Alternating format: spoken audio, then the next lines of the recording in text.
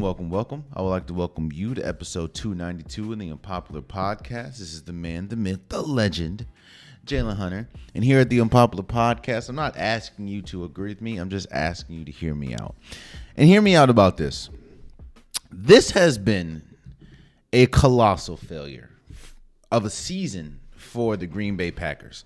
Think about everything that the Green Bay Packers had going for them coming into the season. It really spans, these last few seasons. Green Bay finishing 13-3, a game within the NFC Championship, and then of course they lost in round one. But even still, that Aaron Rodgers went back-to-back MVPs.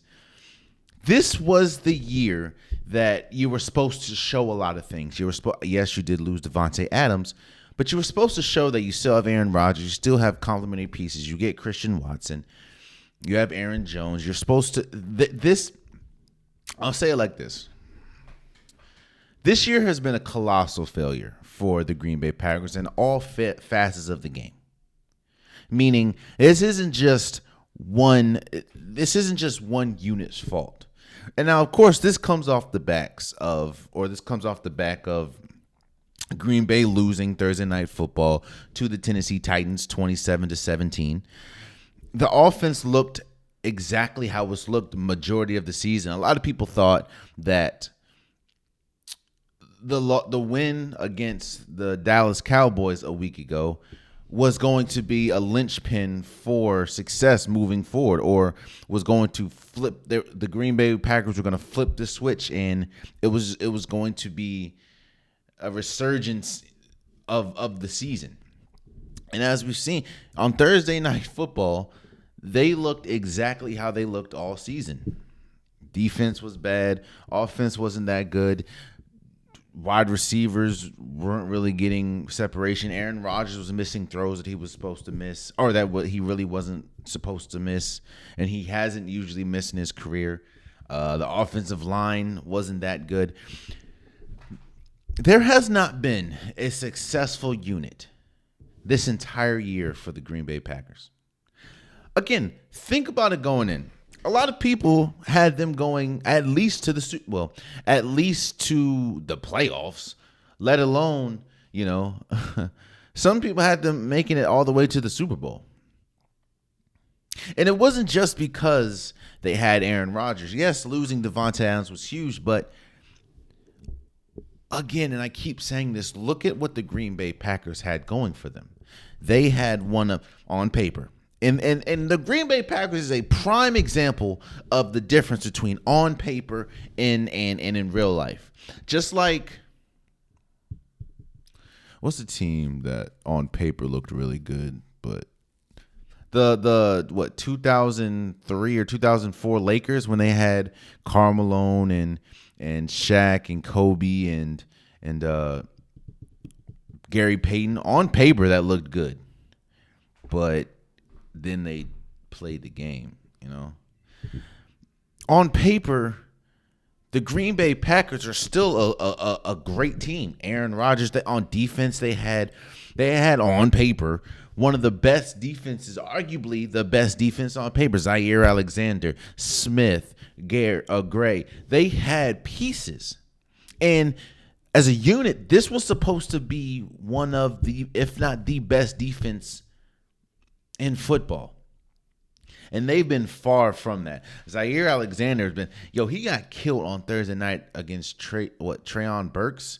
Boy. And why Burks like little man him? No, too small that kid. Nah, not Zaire Alexander. The defense hasn't been good. The offense, on the offensive side of the ball, there has not been a consistent unit this year. And that even includes Aaron Rodgers. Look, I don't think Aaron Rodgers is falling off a cliff. Kind of the same way I don't think Russell Wilson is falling off the cliff. I don't think Aaron Rodgers is falling off a cliff, but he has not been consistent. Now you can attribute that to, well, maybe because the offensive line has not been that good. Maybe the wide receivers haven't been that consistent. Whatever it is, Aaron Rodgers has not been consistent. There were multiple passes on Thursday that Aaron Rodgers should have hit. I know one that sailed a little too high, well, very too high for Alan Lazard.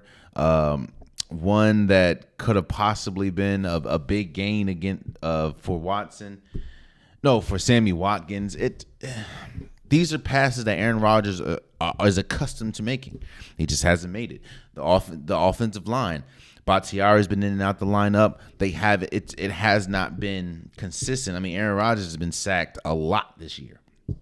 Now, a lot of that could be to Aaron Rodgers holding the ball a little long, waiting for wide receivers to get open, but they've been sacked a lot. And the wide receivers, I mean, it's pretty much been talked about all year. It's a young group. Watson, Rodgers, he's out with injury right now. Alan Lazard, a lot of people thought Alan Lazard was able to propel himself to be a number one, which he clearly hasn't been. Watson, he's came on these last 2 games, but he hasn't looked like the top second round draft pick that he's supposed to be. It's just, this is a colossal failure, and I say that because they're 4-7 right now. And I think they have a 6% chance of making it to the playoffs. This season is over. And here's the question that I have. Even in that 6%, right? Imagine they hit that 6%. Yes, they have Aaron Rodgers, but do you think this team can make a run in the playoffs? Now, a lot of people attribute runs or attribute teams to quarterbacks, which rightfully so. That you're only as good as your quarterback, honestly. And we're talking about this. I was thinking about this with Tom Brady and the Bucs, because of course they're more than likely going to the playoffs, and they'll have to face maybe a Daniel Jones or a Kirk Cousins or a Geno Smith. And I'm like, well, yes, those teams, the Vikings, the Seahawks have been better the majority of the year. The Giants clearly have been better. But who would you trust, Tom Brady or Daniel Jones? Tom Brady or Geno Smith? Tom Brady or Kirk Cousins? But then I think about Green Bay. And it's almost impossible for me to do that with Aaron Rodgers, not because Aaron Rodgers is bad, but because everything I've seen this year from the Green Bay Packers. Now, yes, the Tampa Bay Buccaneers have not been good. Their defense has been inconsistent. Their running game has been non-existent. And Tom Brady has, even though he is like second in lead in passing yards, he has not been good. But we've seen flashes when they look like they can be the team that a lot of people thought they were going to be this year. Green Bay has only had, 2 games like that. And that was against the Bucs. But even though they had 1 game like that, because even against the Bucs, the offense was anemic the second half. It was the defense that carried them. And the Bucs aren't that good, I'm trying to tell you. The 1 game that Green Bay looked incredible this entire year was against the Cowboys. And you can kind of attribute that win to poor clock management, poor play calling from Dallas. I don't know. A lot of people saying you should trade Aaron Rodgers. No. I don't know what you go from here. The season's over. I don't think that 6% is going to hit. I don't think they're going to make the playoffs. A lot of people saying that you should bench Aaron Rodgers for Jordan Love. Let me tell you something.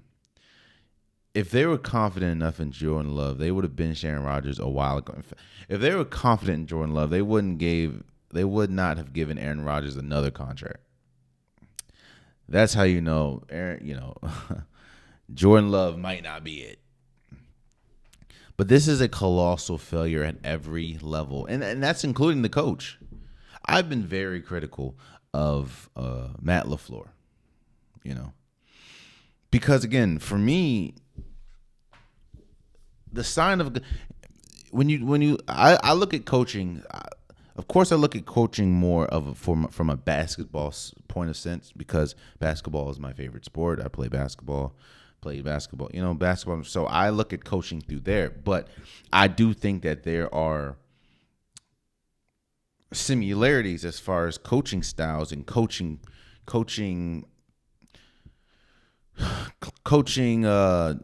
telltale signs in basketball and football. To me, how do you know the value of a good coach? The value, or how do you know that you have a good coach, is because they come in and they either maintain greatness or they elevate greatness. And you can always tell this. It's easy, not easy. It's easier to coach a star. It's easier to coach a Steph. It's easier to coach a Patrick Mahomes. It's easier to coach a Tom Brady. It's easier to coach, I don't know, a Josh Allen. These are stars. But it's when you get in the red zone, your play design, or when it's, decision making when it's 4th and 1 on the opponent's 45, or when it's a playoff game in the second half. Boom, second half adjustments. And I don't think Matt LaFleur has not been good at that this year, or the team just hasn't responded to it. But it just look at Green Bay's plus minuses, or Green Bay's plus minuses from the first half of games to the second half. It is night and day. This has been a colossal failure. And I don't know. I do think that it could be better next year. I know Aaron Rodgers is getting a little older, but it could be better next year, as far as now you have at least a year with your wide receivers and build some type of connection. As we've seen the last 2-3 games, Christian Watson has looked a lot better and looked a lot more comfortable. You can tell he had a problem like tracing the ball and catching the ball. He's looked great these last 2 games. I think Thursday night he had 2 touchdowns maybe, 2 touchdowns I think. But it just, I don't know. I know losing Za'Darius Smith was going to be big, because he was their lead. He was one of their leaders on the defensive side of the ball, and I didn't know it was going to be this big. I know losing Gary to an injury was big too, but even with Gary, he wasn't doing nothing really. You have Zaire Alexander, who a lot of people tout as the best corner in football, and he's getting killed. He's getting torched. So I don't know. Maybe this is the end of. Maybe it's. I don't know. Maybe this is the end of us expecting that Green Bay can be one of those teams, because I don't know how much longer you have of Aaron Rodgers, and then what happens next. Green Bay will quickly find themselves in the same position that what's his name, that the Steelers have found themselves in. Because nobody, again, if Jordan Love was the answer, Jordan Love would be the quarterback right now. Nobody would take the offseason and the energy that Aaron Rodgers have been sending out if you had somebody that was prepared to come after him. So congratulations to the Titans for beating Green Bay Packers at Green Bay 27-17. The Titans look good, man. The Titans, it's Mike Vrabel. Who was Frank? Mike Vrabel. Mike Vrabel was one of the best coaches in NFL, and time again he shows it. Again, the Titans are the same team they always are. That's kind of why I title them as the Portland Trailblazers of the NFL. But The Titans is a rugged team. They take on the personality of their coach. It's a rugged team. Defense is usually good. It's a pound the ball because you have Derrick Henry. Derrick Henry looked really good against the Packers. The Titans are currently 7-3, and the Packers are currently 4-7, and both records reflect how both teams have been playing. So, speaking of record and reflecting on how teams have been playing, the Golden State Warriors are monumentally struggling, and when I say monumentally struggling, there's a championship hangover is a thing. I talked about it when we talk about the NFL and the Bengals and the Rams. Championship hangover is a thing.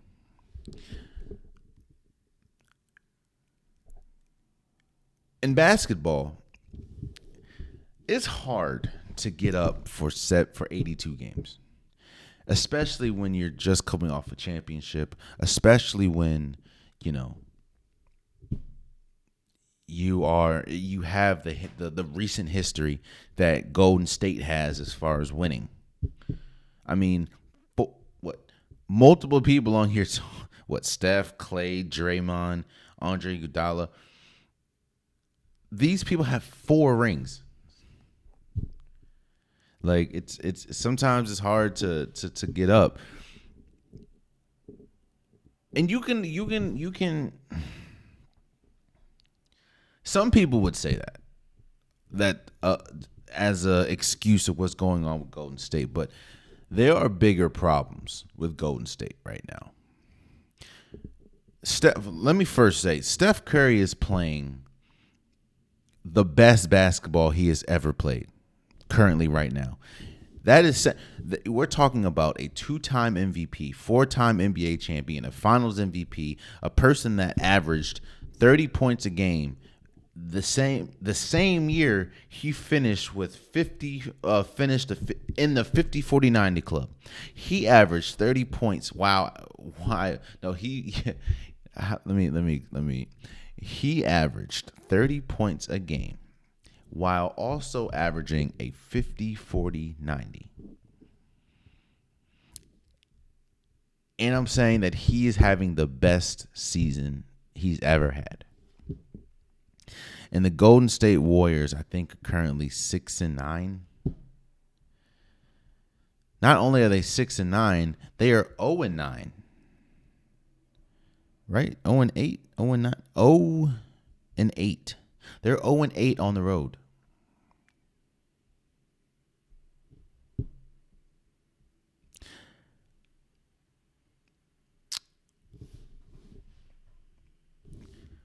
I'm not going to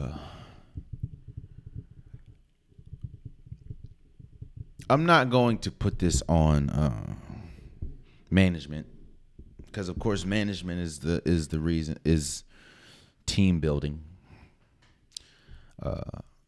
Because of the track record that Bob Myers and Joe Lacob have with Golden State. I mean, you develop Steph Curry, you develop Draymond Green, you develop Klay Thompson, you develop players like, Kevon Looney, who is one of the most underrated players in the league. Not saying he's a certified bucket, but he does the little things. But sometime right now, as it's looking, the two biggest problems, and it's been talked about ad nauseum, but I'll explain it here. The two biggest problems that Golden State suffers is the defensive side of the ball and their second unit.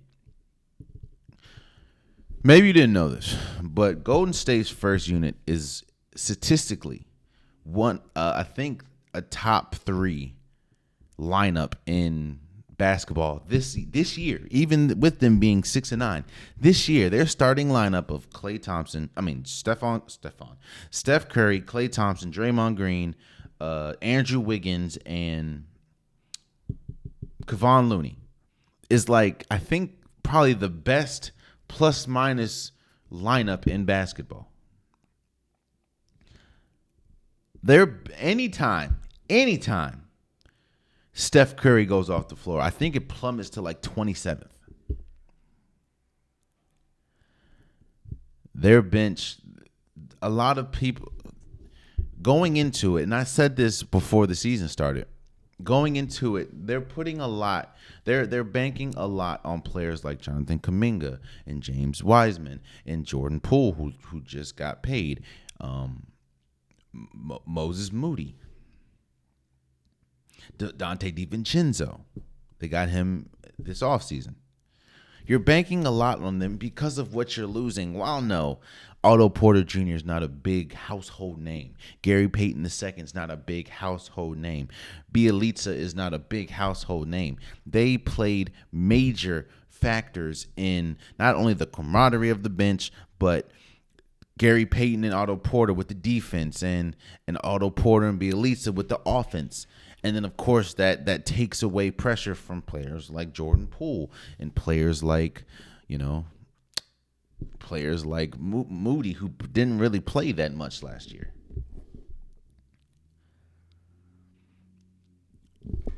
When I say I'm not going to blame Lacob and Bob Myers, is because we've seen Golden State has had one of, if not the best, player development stories we've ever seen in multiple cases with Steph, Clay, and Dre.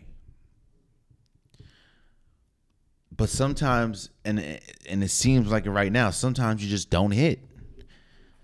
There were concerns about Jonathan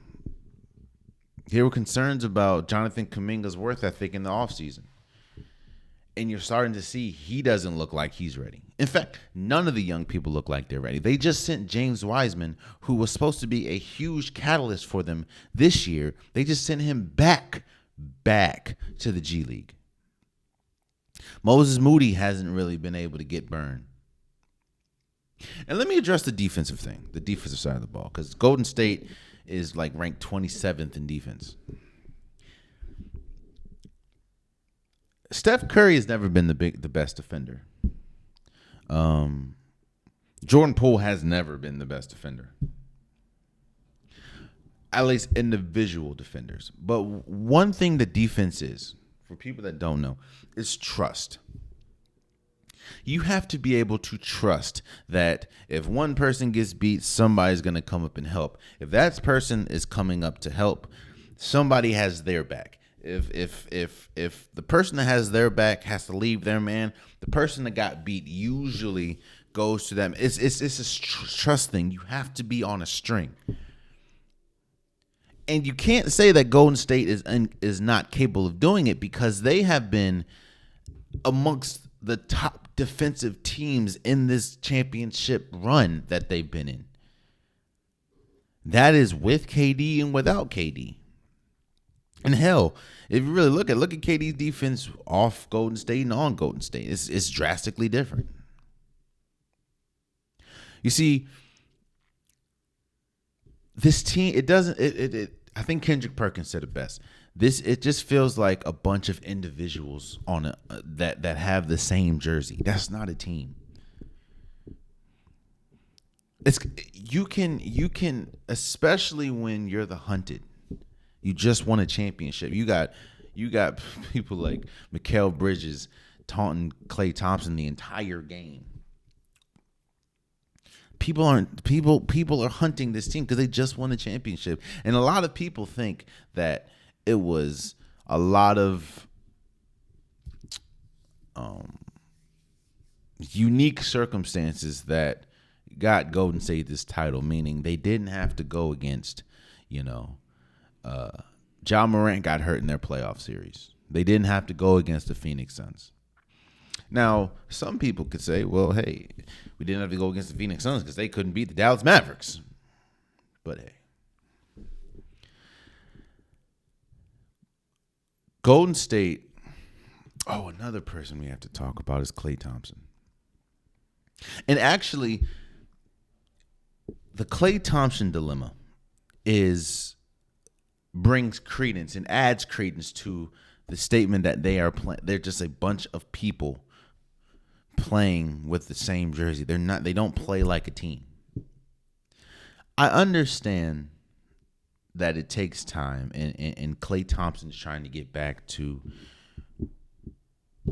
prime Klay, which I think he even said it in ESPN's cover story. He's never going to get back to that. No one's ever after two devastating, a torn ACL and a torn Achilles in back-to-back years. Plus, you're getting older. You're never going to be the same. This is clear. Like, we know this. However, if you can get close to the same, you just gotta really work on it. The problem that I feel Klay is doing is he's pressing. You saw that a lot last year, which I get. You want to get back so fast, but he's pressing. There are times when Golden State can be this close to snatching the game or taking the momentum. And we saw it against Phoenix. Golden State was on a run. Momentum was kind of leaning their way. And Klay Thompson took the two most momentum-killing three-point shots I've ever seen. And missed both. And you saw, it's always highlighted the first one, Jordan Poole's body language, and the second one, Draymond Green's body language. Because you understand momentum. You can't see it, but you can feel it. Like, oh, yeah, they got it. Actually, you can see it. You look up and like, oh, damn, they're on a 10-3 run, or they're on a 12-2 run. That's momentum. Or you've been down the whole game and all of a sudden you rattle off 9 straight points. That's momentum. And Klay Thompson, it feels like he's trying so hard. Did you know Russell Westbrook is shooting better 3-point percentage currently than Klay Thompson is? Didn't know if you knew that or not.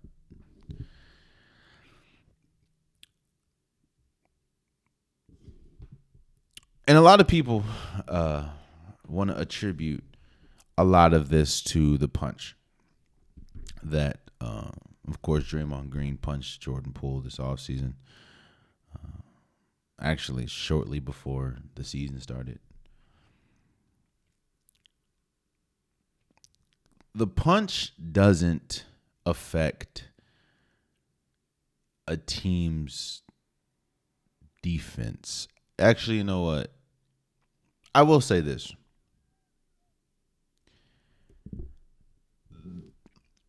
Trust is a big thing. Camaraderie is a big thing in basketball, in sports in general, but in basketball, trust and camaraderie is a big thing. If you don't have it, you're going to look like Golden State, a team that has a team that just won a championship and looks drastically nothing like that. Steph Curry has been Steph Curry and has been playing great this entire. He just had a 50-point game and they lost.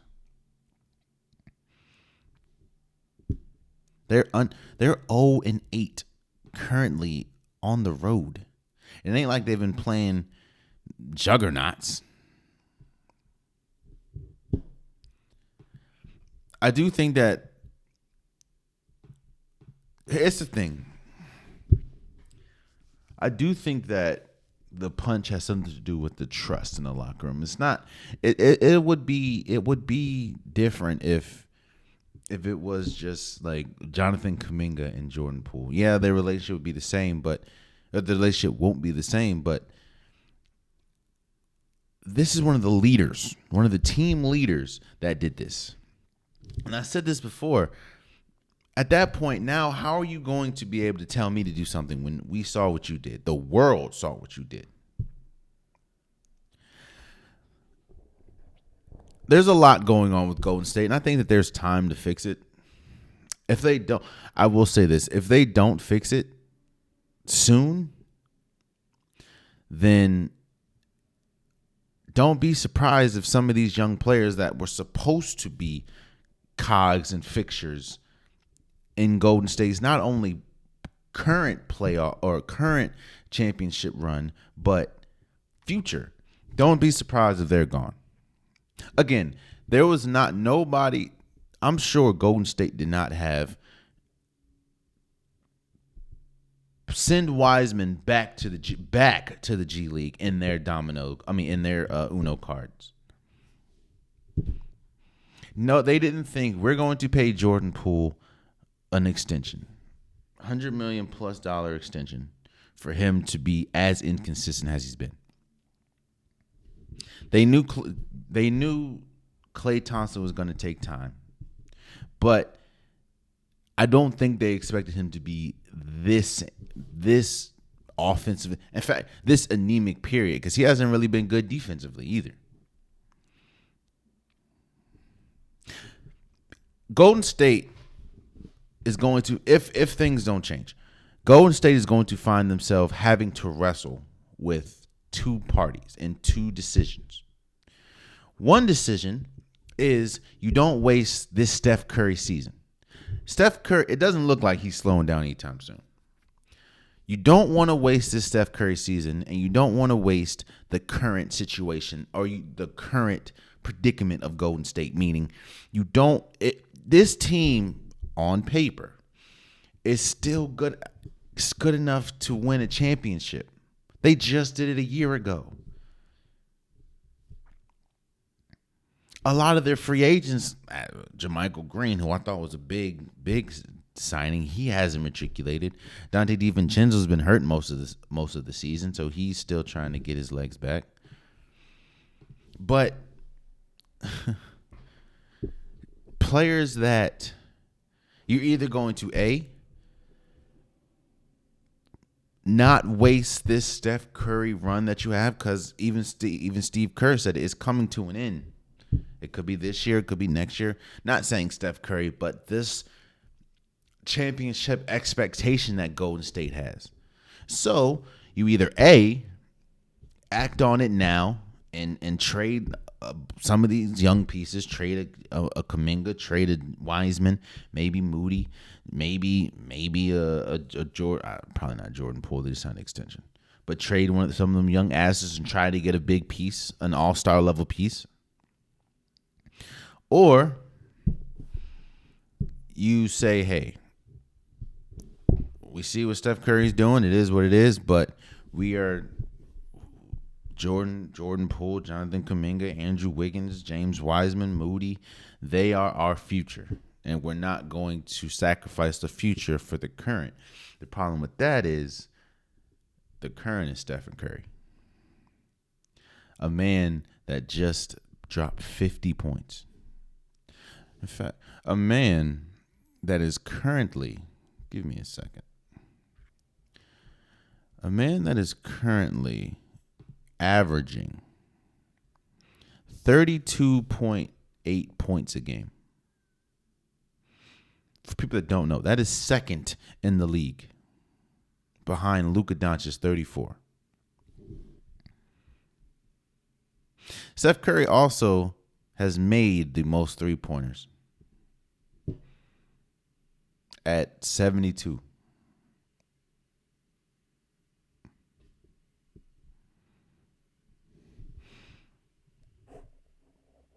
Golden State, if things don't turn around, and of course, we could all be, we're not over exaggerating, but we can look up in a couple weeks or in 2 weeks and they're 4, 5, 6, 7 games above 500, and things just look like we thought they would look like. And then at that point, the conversation would be different. But what if we look up in 2-3 weeks and they look the same, that they look exactly the same, or hell, even worse? Then we'll have to make, what decisions they're going to make. Do you want to waste this Golden State? Do you want to waste this incredible Steph Curry season? Or do you want to just say, hey, this is a future we see potential? And that's the thing that I always talk about with rebuilding teams and draft picks. Yeah, there's potential there, but those draft picks turn into players. What are those players going to be? And yeah, you can have potential, but what if I understand? I think, and I said this, I think last episode, James Wiseman just needs more reps. But what happens when he gets those more reps and things don't change? If that happens, then what? Golden State just finds themselves having they have some decisions to make if things don't turn around. Jordan Poole has to play better. Klay Thompson has to. Everybody outside of Stephen Curry has to play better. The team has to play better defense. The bench is. They have arguably the worst bench, as at least plus minus wise. I think they have like the third worst bench plus minus wise in the league, behind I think the Orlando Magic and the Detroit Pistons. That means that the Lakers bench is better than them. And we've been talking about how bad the Lakers. Yeah, you have Russell Westbrook on the bench, but still, things are gonna have to change one way or the other in Golden State. And speaking of changing one way or the other, that's called a transition, baby.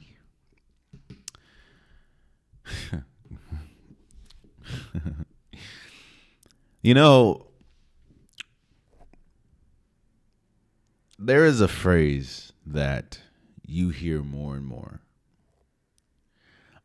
these days than I think I've ever heard, and that is, just because it's true doesn't mean it needs to be said. Or another phrase is, especially in sports, I like what he said, just not who he said it to and how he said it. So Kevin Durant sat with, I think, Chris Haynes, and he was very honest and candid about not only his trade request, but the current state of the Brooklyn Nets. Talked about Kyrie and his decision, and when I mean his, I mean Kevin Durant's decision not to question Kyrie's decision of not getting vaccinated, which a lot of people think cost Brooklyn not only the season last year, but cost them their relationship with James Harden, who is now currently in Philly. And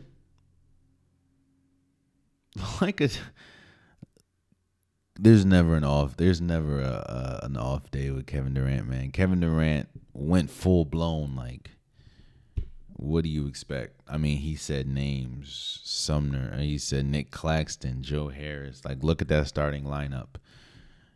And what do you expect? You expect them to win because of me, which again, most of the things that Kevin Durant said is 100% true. Kevin Durant is is a top 5 player in the league. Some nights, a lot of people can question if he's number 1 or 2. So of course, when you look at the Golden State Warriors, and I just talked about, when you look at the Golden State Warriors, you expect them to win most games because they have Steph Curry. When you look at the Dallas Mavericks, you expect them to win most games because they have Luka Doncic. When you look at Boston Celtics, you expect them to win most games because they have Jason Tatum. When you look at the Milwaukee Bucks, you expect them to win most games because they have Giannis Antetokounmpo. Hell, and it's with every star. You look at Portland, they have Damian Lillard. You look at Memphis, they have John Morant. You look at the Lakers, they have LeBron James. You expect them to win a lot of these games because they have stars. When you look at the Brooklyn Nets, you expect them to win because they have Kevin Durant. And people know how good Kevin Durant is. The problem is, Kevin, you can't then, like, it's you may not have meant to do this, and you may not have meant for it to come off this way, but you can't throw your teammates under the bus, bro. Now, yes, they did come back and win. I think Royce O'Neal had a tip-in, game-winning shot against, or game-winning tip-in against the Portland Trailblazers. And Ben Simmons had the best game he's had as a Brooklyn Net. I think he had like 15 and 12. But you look at this team. And a lot of people are saying, what would they look like when Kyrie Irving gets back? And I'm thinking to myself, wait a second. Did my eyes deceive me? But didn't we see what they look like with Kyrie and Kevin, and health, like talent wise? This team has good names: Kevin Durant, Kyrie Irving, Ben Simmons, Seth Curry. He's still kind of shaping back into form. Royce O'Neal's cool. He's a big piece. But this is one of the biggest reasons why I I questioned Kevin Durant leaving Golden State for Brooklyn. I get, you wanted to play with your friend Kyrie, but you can do that in the offseason, brother. My thing is, you don't want to give up a good thing, bro. If you have a good thing, a lot of good things don't come back. Like a lot of good things, there's not a lot of good things in the league. And what I mean that is, you're on an organization that cares about you, that has a star player that's not selfish. And I'm not saying Kyrie Irving's selfish, but you have a star player that can play with anybody, it seems, and that's Steph Curry. And I understand you're still Kevin Durant. I get it, but what I'm saying is this. This has been a loud 2 years for the Brooklyn Nets. And to me, that kind of solidifies the fact that they're not winning anything. And when I mean anything, they're not winning a championship. Name the loudest team that won a championship. And when I mean loud, I mean always in the headlines for something negative. One of the team leaders always is loose. You don't know what's going to go on with him. I'm talking about Kyrie Irving. The other one is a you don't know what's going to happen with him either. That's Kevin Durant. When Kevin Durant requested a trade, at that moment I knew, this team, and he did not get traded. I said, this team is not winning a championship. I don't care if Ben Simmons turns into the Ben Simmons that we saw in Philly, which I don't think he will get back to. This team's not, because it kind of goes back to the Golden State. Camaraderie is the real thing.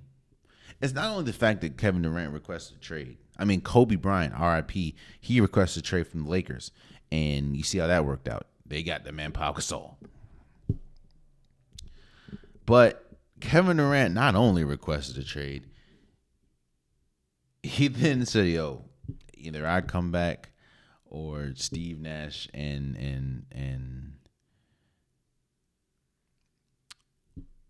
I think Steve Nash and the GM got to go. Now, yes, Steve Nash is ultimately gone, but the GM is not. And then I will say this, man. After these comments, now let me see. They could make the turnaround. If they make a turnaround, then this is mute. And when I say turnaround, I mean like start winning games, because defensively they're not good at all. The Brooklyn Nets aren't good at all, especially rim protecting. But if they win, and you look, if they remain, if the Kyrie Irving comes back, because I think he's supposed to be coming back tomorrow, which is Sunday. And they look incredible. We'll see, because I mean, but if you think about it though, look at the standings. Brooklyn is currently 11th. Cool. In a 7-game series, do you see Brooklyn beating the Boston Celtics right now? Even though the Boston Celtics are struggling defensively, no, I don't see them beating Milwaukee. I honestly don't see them beating Atlanta, Cleveland, even though Cleveland's on a 5-game losing streak. Toronto, they might be able to beat the Pacers. Not my Wizards, though. Philly, like, come on, man. Talent wise, they have the names, but Ben Simmons hasn't really been what they thought he would be. Kyrie Irving has been exactly what he's been, and Kevin Durant that's why he requested a trade. So the moral of this whole thing is, bro, you can say what you say, but sometimes you just don't gotta say. Because if I'm his teammate, imagine he says, "Hey man, Jalen, like look who's our starting lineup. Look at Jalen. Like, what you expect to do with that?" I'll feel some type of way. Like, the hell? Look, professional athletes are prideful, bro. You can be the best man. You know how you know they're prideful? And prideful is not always a bad thing. I know that it has a negative connotation, and prideful is sort of a bad thing, but it's not always a bad thing. You know what? Let me not say prideful. Confidence. Prideful can be bad, but confident. Professional athletes are confidence. I put money. If you ask any professional athlete who's the best at their sport, 9 times out of 10, they will say them. Not saying that because they have the supreme confidence in themselves. Hell, I don't play professional, but I'm not gonna say, hey, unless you're in the NBA, but I'm not gonna say, hey, I'm gonna put him over me. That's crazy. The professional athletes are confident people. So when you got Kevin Durant, who we know how good Kevin Durant is, come out and say, yo, Royce O'Neal, Nick Claxton, Joe Harris, Edmund Sumner, like look at that roster. What you expect to do with that? That's crazy. Can't say that. Can't say that. That's all I'm saying, man. Let's move forward. Congratulations to Paul Goldschmidt for winning the AL MVP. Had a pretty good season. He had a great season. I mean, he had 35 home runs, 178 hits, 115 RBI. He averaged .317. He's well deserved, which he's the first Cardinals player to win the MVP since Pujols, which is ironic because this was Pujols last year, and you know, he pretty much, as in Albert Pujols, had a front seat to Paul Goldschmidt's season. This is it was a no-brainer. Paul Goldschmidt was the best player in the NL this entire year, and it wasn't even close, honestly. And you know, while yes, Albert Pujols did have an incredible year, got to 700 home runs, or more than 700 home runs, but the Cardinals had no business making it to the playoffs, like none. And the fact that they were able to is mostly because of behind the play of Paul Goldschmidt. So it definitely, congratulations to Paul Goldschmidt for winning the AL MVP. And of course, was it AL? NL. I'm sorry, NL MVP. And of course, the New York Yankees won, or Aaron Judge won the AL MVP.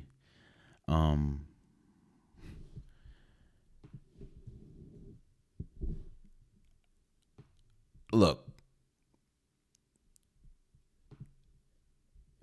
I don't know who you expected to win the MVP, especially in the AL. I mean,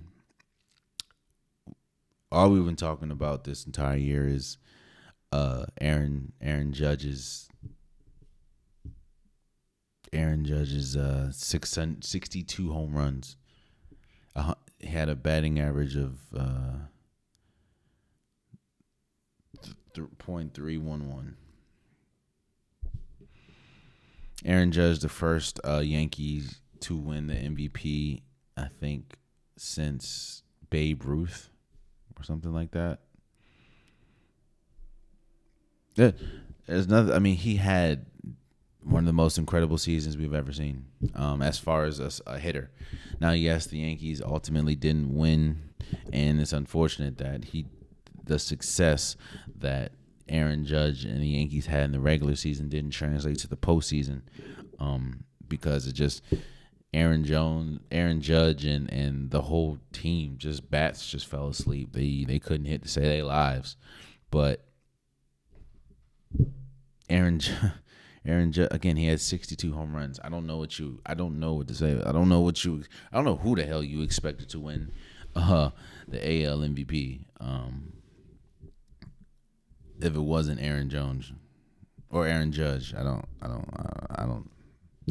know how you living then. So, but hey, congratulations to Paul Goldschmidt and congratulations to Aaron Judge for winning both the AL or NL and AL MVP. So, Kawhi Leonard's back, and a lot of people ask, what does that mean? And does that mean that the Clippers are now favorites to win the title? I will say this.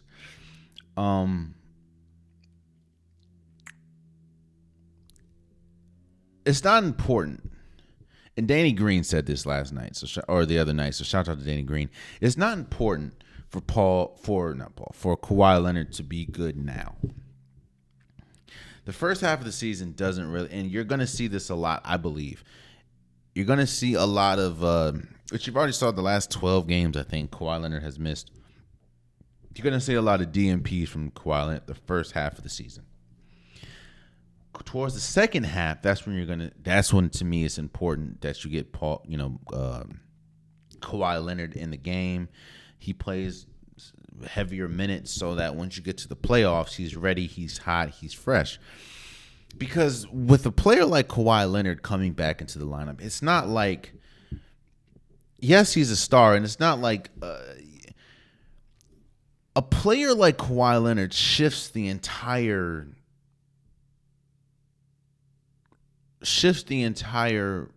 nucleus of the team. Yes, Paul George has been going crazy, but now Paul George goes back to the two and goes back to the number 2 position. And I'm not saying shooting guard. I mean, like, you're not the man. You're the second guy. You're the Robin again. Now players like Luke Kennard don't see as many minutes or shots. Players like Reggie Jackson don't see as many minutes or shots. This just changes that Marcus Morris doesn't see the same amount of shots or minutes. So it's you need the second half to learn all that, to be able to adapt to your role, to be able to see what your role is going to be.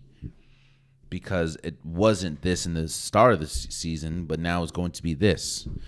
I think if you get a healthy Kawhi Leonard going into the playoffs, then and everything's clicking. Paul George is playing well. The whole team, John Wall is playing well because John Wall has looked healthy. I'm not going to say he's looked the best as far as, because he's been taking a lot of threes, but John Wall has looked healthy, which I do like to see. If you go into the playoffs and everything's clicking, Kawhi Leonard's healthy, Paul George is healthy, everyone is adapted to their roles, then yes, this team is going to have something to say about who makes it to the finals, whether it's them, whether it's I don't know, Golden State, if they get their act together, whether it's another team, they're going to have something to say. Because if you look at the top of the Western Conference standings, I think Portland's going to be good as far as in the playoffs, but I don't think that they're going to remain at the top of the Western Conference. Suns are still going to be the Suns. Denver's going to be Denver. I think Utah's going to fall out very soon because they're trying to tank.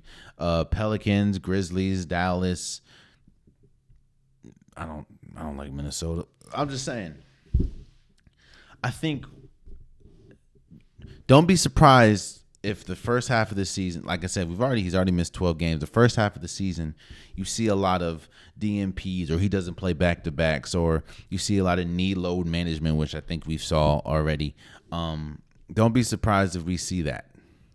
Now, towards the second half of the season, if we continue to see that, that's when the problems come. That's when, like, all right, you're not building that camaraderie. You're not building that chemistry. He's not going to be in shape coming into the playoffs, and it's not like, it's not like this is your best player, and they need him. Hell, they had Paul George.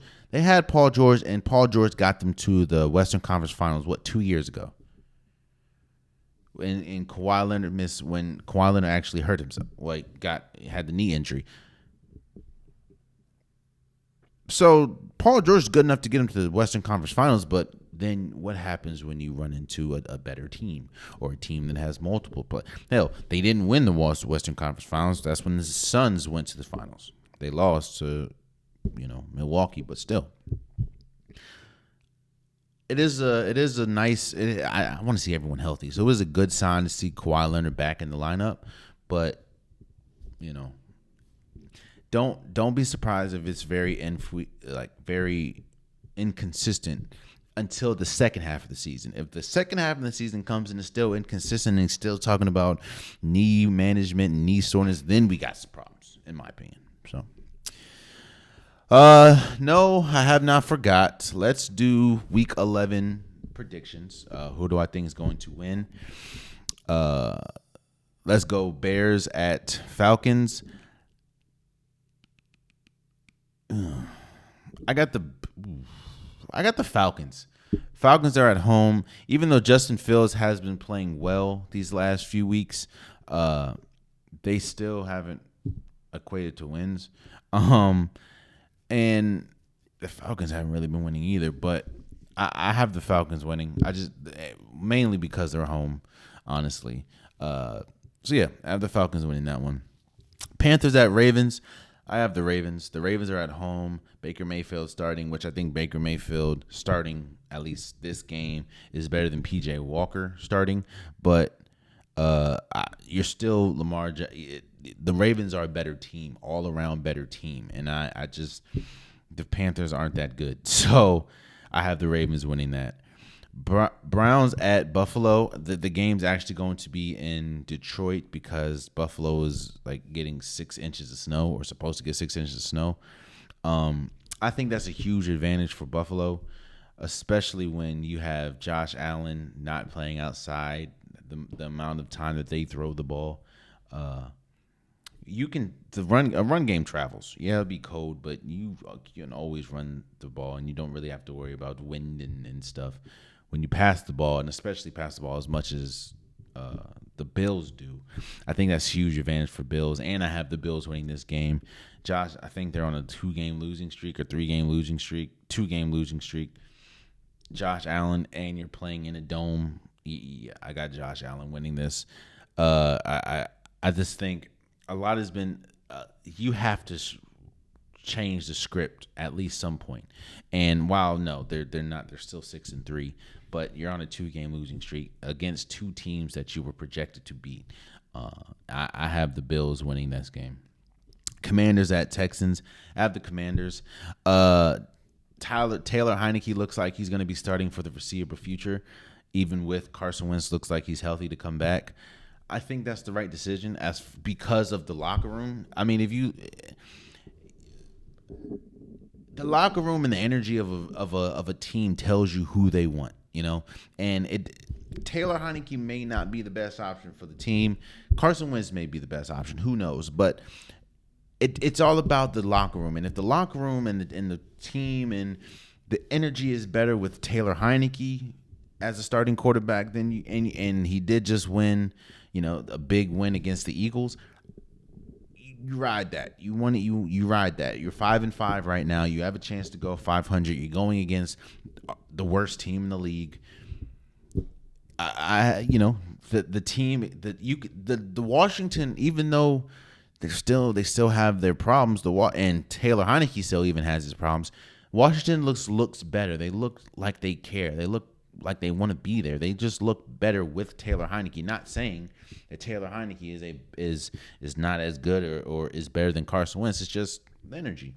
So I have no problem. And I think it's smart that Washington is going to stick with Taylor Heineke, at least for the foreseeable future. But for Sunday, I have Commanders winning. Again, the Texans aren't good. The Texans are not good at all. I got the Commanders win this game. Eagles at Colts. I have the Eagles winning, even though the Colts do present a lot of problems if they continue to play like they played last week. A lot of defensive coverages and offensive coverages that the Colts do are the same thing that Washington did, and the same thing that a lot of teams that gave Eagles problems do. Now the Eagles did get Ndamukong Suh. I don't know if he's going to play. I don't know if he's going to play on Sunday, but getting Ndamukong Suh is huge, especially for the Eagles' run game or run defense, which has been their biggest problem this year. This is just yet another sign that the Eagles are going for it this year. So, but on Sunday, I do have the Eagles winning. I still trust Jalen Hurts over Matt Ryan at this point, and I trust a team that has only one loss in the season compared to a team that has 5 and 1 tie. I have the Eagles winning that one. Jets at Patriots. I have the Jets. The Patriots, Mac Jones has regressed. Now that you kind of saw that coming when you don't even have an offensive coordinator on the team. He's regressed badly. Now Zach Wilson hasn't been that good either.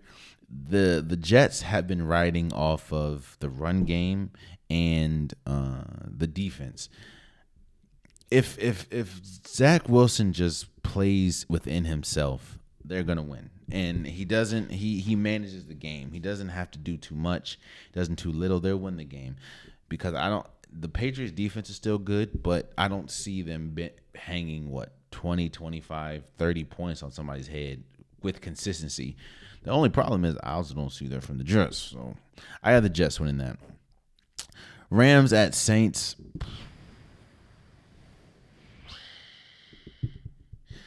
I don't even know, man.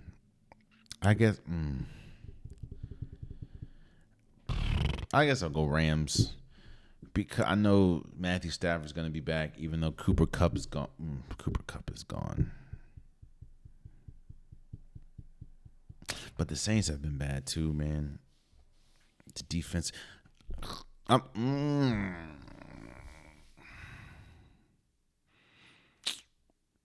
gonna go Saints. The defense, I have no faith in the defense. I have no faith in Andy Dalton, but to me, the Saints have the best player that is available, I think, and that is Alvin Kamara. That's a bad game. Both teams aren't that good. I'm going to pick the Saints. Lions at Giants. I got the Giants.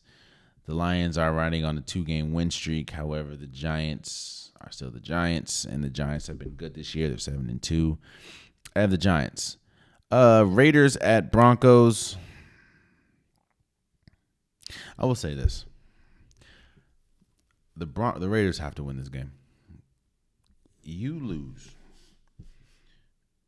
back-to-back weeks against Jeff Saturday, who was literally coaching his first game as a coach on any level outside of high school. And then you turn around and lose to Nathaniel Hackett, who a lot of people have determined to be arguably the worst coach in the league right now. You think the Josh McDaniels should be fired noise was loud last week. I say all that to say I got the Raiders winning because they have to win this game. They have to win this game. Yo, you can't lose back-to-back to Jeff Saturday and Nathaniel Hackett. That's all I'm saying. Cowboys at Vikings. I have the Vikings. Hold on. It's 4:25. It's 4:25. We know 1 p.m. Kirk Cousins is a Hall of Famer, but 4:25. I have the Vikings. I think that